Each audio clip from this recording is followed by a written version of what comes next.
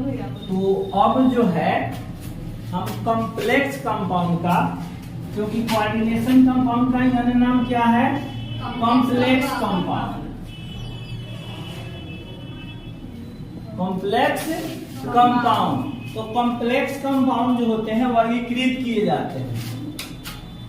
Complex compound वर्गीकृत किए जाते हैं, इनका जो वर्गीकरण का आधार होता है लिगेंड।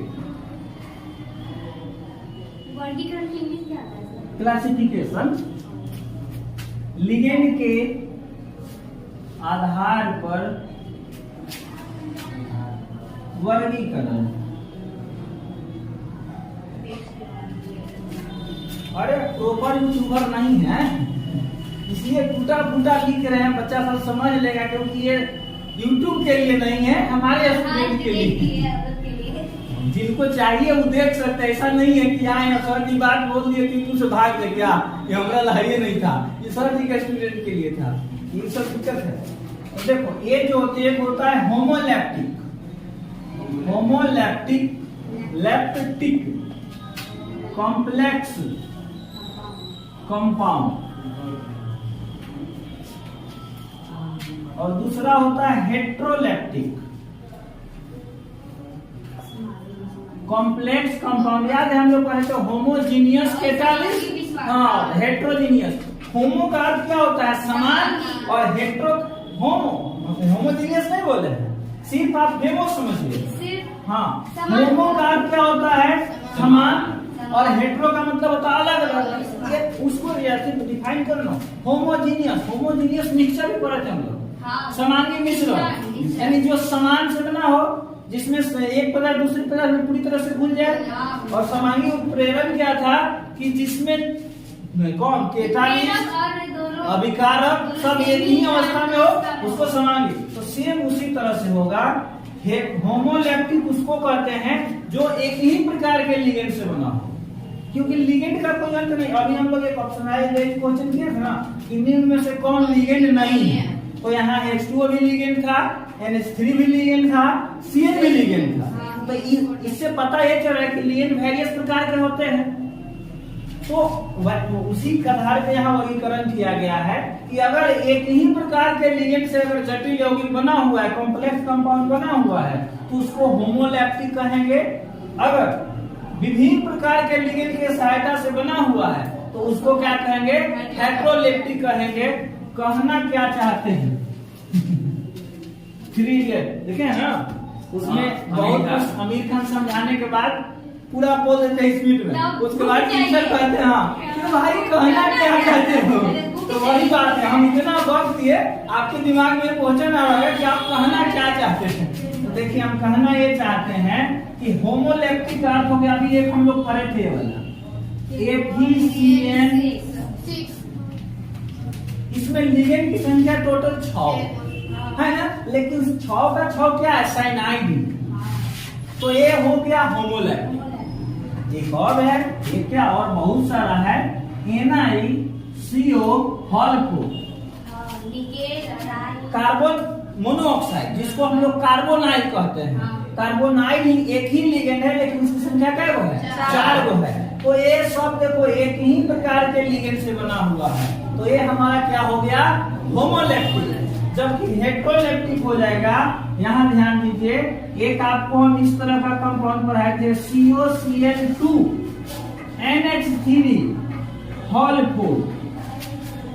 इसमें देखिए 2 प्रकार के लिगेंड हो गया, क्लोराइड भी और अमोनिया भी। इसमें देखिए 2 प्रकार के लिगेंड है, एक कौन है, क्लोराइड है, और एक कौन है, अमोनिया है। तो यही इसका वर्गीकरण हो गया।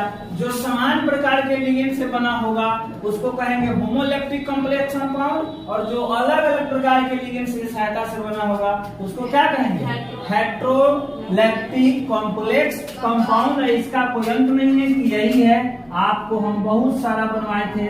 मान लो यहाँ दे दे Cr, यहाँ दे दे H2O का हॉल 2, यहाँ दे दे NH3 का हॉल 2, Cl2, यहाँ देखिए 3 लिगेंड आगे, यहाँ 2 लिगेंड थे, एक क्लोराइड एक अमोनिया, यहाँ हो गए जल अमोनिया क्लोराइड। फ्लोराइड भी हो सकता है, ब्रोमाइड भी, कार्बोनेट भी, सब हो सकते हैं। तो इसका डिफाइन हमें करवाना पड़ेगा, ना तो आपको करवाना पड़ेगा ना जो वीडियो देख रहे हैं उनको करवाना पड़ेगा। होमोलेप्टिक क्या, जो समान प्रकार के लिगेंड से बना हो। हेटेरोलेप्टिक क्या, जो अलग अलग प्रकार के लिगेंड से बना हो। तो होमोलेप्टिक के सामने थोड़ा स्पेस छोड़ दीजिए, डिफाइन कर लेना है, एग्जांपल लिख लीजिए। हेटेरोलेप्टिक के सामने भी थोड़ा जगह छोड़ दीजिए, आप लिख लीजिएगा ये दोनों एग्जांपल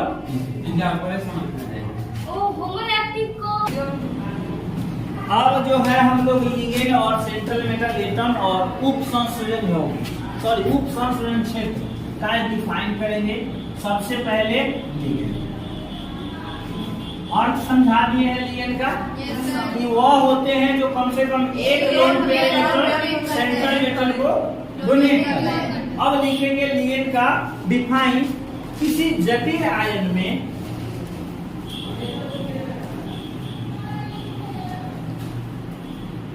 किसी जटिल आयन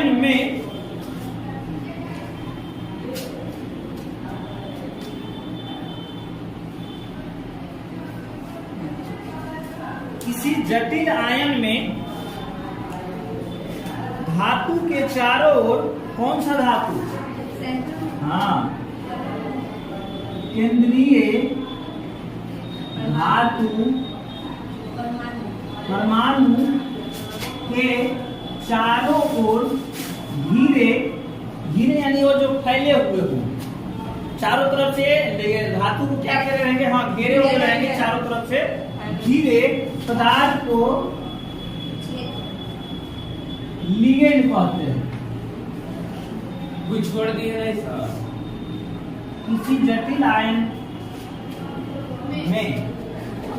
में छोड़ दिए, किसी जटिल आयन में केंद्रीय धातु परमाणु के चारों ओर घिरे पदार्थ या आयन को क्या कहते हैं, लिगेंड कहते हैं। और ऐसे लिगेंड का क्या समझाएं कि जो कम से कम केंद्रीय धातु परमाणु को एक लोन पेयर डोनेट करे, उसी को क्या कहते हैं, लिगेंड। अब अगला हमारा टॉपिक में था क्या, केंद्रीय धातु परमाणु, केंद्रीय धातु परमाणु को चारों ओर घिरे, अच्छा चारों घिरे, वाह, और चला गया है दक्षिण में। अच्छा वो इसको हो करके कट कर देंगे तो रहने देंगे, चारों ओर घिरे पदार्थ को लिगेंड कहते हैं। वाह वाह, सर घी ऐसा पहली बार हुआ है, कटेगी रहेगा, पहली बार हुआ है 5-7 साल में कि बोल भी रहे हैं और लिख भी रहे हैं। मेरा यही काम होता है सिर्फ क्या बोलना, इसी कारण होता है और समझदार इंसान समझ जाएगा कि क्या बोलना चाह रहा है। केंद्रीय धातु परमाणु जो लिगेंड से धीरे होते हैं, धीरे नहीं रे भाई, धीरे होते हैं, वह केंद्रीय धातु परमाणु कहलाते हैं। बिहार बोर्ड का मन चाहा तो हो सकता है कि यही सब छोटा 5 टॉपिक दे दे और 5 नंबर में पूछ ले, सुन लेगा निम्न को परिभाषित करे, सुन लेगा तो हमको बुलाएगा, ये बोर्ड ऑफिस में आप नहीं थे। जबकि अगला टॉपिक हमारा क्या था, उप सहसंयोजन क्षेत्र, उप सहसंयोजन क्षेत्र। देखो इसका प्रॉपर डिफाइन जरूरी नहीं है, बट बोल देते 1-2 लाइन का चीज है, कोई दिक्कत नहीं है। यानी वह क्षेत्र जिसमें केंद्रीय परमाणु धातु परमाणु और लिगेंड उपस्थित होते हैं, उसे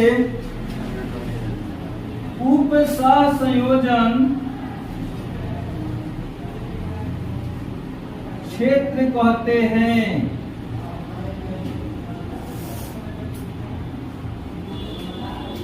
जनरली इसको देखिए बड़े ब्रैकेट से इंडिकेट किया जाता है। उप संयोजन क्षेत्र को किससे? बड़े ब्रैकेट से। अगर बड़े ब्रैकेट के लेफ्ट या राइट कुछ भी है तो उसको जटिल कंपाउंड का सिर्फ आयन गिना जाएगा। अगर इस तरफ है तो धनायन और उस तरफ है तो ऋणायन। बीच में रहेगा तो वहाँ दो ही चीज हो सकते हैं, एक होगा सेंट्रल मेटल एटम और एक होगा लिगेंड। लिगेंड एक से अधिक प्रकार के होंगे, जो अभी हम लोग पीछे पढ़े। अगर समान प्रकार के है तो होमोलैक्टिक, अलग अलग प्रकार के है तो हेटेरोलैक्टिक। लेकिन यही दो चीज हो गए कहाँ? उप संयोजन क्षेत्र। ठीक है,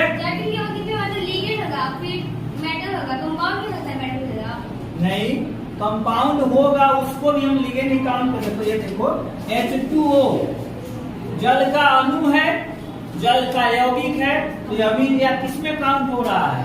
लिगेंड में ही काउंट हो रहा है। आगे चलकर हम लोग पढ़ेंगे लिगेंड का classification based on the charge. इसका जो वर्गीकरण होगा इसके आवेश के आधार पर होगा, और आवेश के आधार पर जो लिगेंड होते हैं वो तीन प्रकार के होते हैं। चार कहां से आ गया हो? एक आवेश बोलती हो तो क्या हो गया? आवेश प्रॉपर दो ही होते हैं, या तो प्लस या तो माइनस। यहाँ क्लासिफिकेशन करने के लिए जो है एक न्यूट्रल कंपाउंड आता है, इसी कारण तीन है। या तो हाँ माइनस होगा, या प्लस होगा, या एक न्यूट्रल होगा। तो देखिए जो लिगेंड होते हैं या जो बोल सकते हो कि जटिल कंपाउंड बनाते हैं, उसमें प्रॉपर ऋणायन और उदासीन ही होते हैं। धनायन उतना नहीं बनाते, क्योंकि धनायन सेंट्रल मेटल एटम भी होता है और धनायन लिगेंड भी अप्लाई करेंगे तो कंपाउंड उतना ज्यादा नहीं बन पाएगा और नहीं बनेगा। ठीक है, बहुत कम आपको धनायन से देखने के लिए मिलेगा। जटिल यौगिक में कौन कौन से लिगेंड होते हैं? ऋणायन और उदासीन। जटिल यौगिक में क्या क्या लिगेंड हो सकते हैं? ऋणायन और उदासीन। ऐसे एक और डिफाइन हम क्या लिखवाए कोऑर्डिनेशन कंपाउंड का, कि जो अपने आयन में पूरी तरह से पृथक नहीं हो पाते हैं उसे क्या कहते हैं? उप संयोजन यौगिक। वही जटिल यौगिक का बात करें तो जटिल यौगिक इस तरह से बोला जाता है कि वैसा यौगिक जिसमें ऋणायन और उदासीन लिगेंड हो उसे क्या कहा जाता है? जटिल यौगिक। धनायन नहीं होता है, क्योंकि सेंट्रल मेटल एटम बताए ना कुल धनायन होता है। फिर अगर वो धनायन लिगेंड लेते हैं तो जो सेंट्रल मेटल एटम है उस पर हमारा ऋणायन आवेश आ जाएगा। फॉर एग्जाम्पल आपको हम दिखा सकते हैं, ये सब हो गया ना। देखिए मान लीजिए इसको हटा देते हैं। अगर हमारे पास कोई ऋणायन है, जैसे कि सबसे फेमस कंपाउंड A9CO4, ये एक न्यूट्रल है, K4AbCN6, ये इसको क्या हो गया जी? बाहर है वो। इधर ध्यान दीजिए, इसमें निकालेंगे ऑक्सीडेशन स्टेट X4 × 0 बराबर 0, X बराबर 0। यानी ये जान बच रहा है कि निकेल पर कोई ना तो प्लस ना ही माइनस। इस पर जो होगा देखिए 4 गो पोटेशियम, लोहा के लिए X, साइनाइड 6 गो, साइनाइड पर -1 चार्ज इक्वल टू 0। 4 + X - 6 बराबर 0, तो क्या हो जाएगा? X - 2 बराबर 0, X बराबर +2। यानी ये पता चला कि लोहा पर +2 चार्ज है आयरन पर, यानी ये 2 इलेक्ट्रॉन को क्या किया है? त्याग किया है। लेकिन अगर आप सपोज कीजिए कि यहाँ कोई धनायनिक लिगेंड ले लेते हैं तो इधर तो आएगा प्लस, उधर चला जाएगा तो क्या आ जाएगा? माइनस। माइनस चार्ज धातु पर आ ही नहीं सकते, क्योंकि धातु का बेसिक नेचर क्या है? इलेक्ट्रॉन को त्यागना और इलेक्ट्रॉन ग्रहण नहीं कर सकता है। इसी कारण जटिल कंपाउंड में या तो माइनस लिगेंड यानी ऋणायन लिगेंड होंगे या उदासीन होंगे। अब देखो हम ये नहीं कह रहे हैं, नाम है नाइट्रोसाइल है, एक नाम है यौगिक का धनायन का नाइट्रोसाइड। सपोज कर लो कि अगर यही कंपाउंड कुछ इस तरह से हो K4AP, ठीक है, और मान लो NO2, दो तरह, एक नाइट्रोनियम होता है और एक नाइट्रोसाइड होता है, और इस पर जो होता है +1 चार्ज होता है। आप देखिएगा तो यहाँ चौंक जाइएगा कि ये क्या हो रहा है। 4 को तो पोटेशियम के लिए फिर ले लेंगे, और यही बता रहे हैं ये कंपाउंड गलत है, आना तो दिमाग में अचरा कचरा आ जाएगा तो कुछ दिक्कत है। बता रहे हैं आपको कि धनायन नहीं होगा। x + 2 × +1 क्योंकि सामने दिखाई दे रहा है बराबर 0।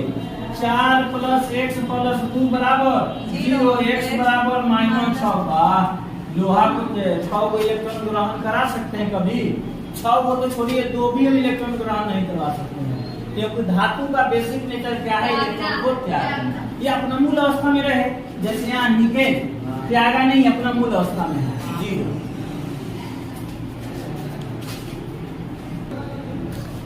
तो चलिए आज तक आज का यहीं तक क्लास खत्म करते हैं। ये समझ में आए तो नोट्स तैयार कीजिए, जो आए हैं वो तो कर ही लिए हैं, जो नहीं आए हो वो इसके सहायता से कर ले। अगर ना करिएगा तो फिर दोबारा मेहनत होगा आपका भी और हमारा, ठीक है।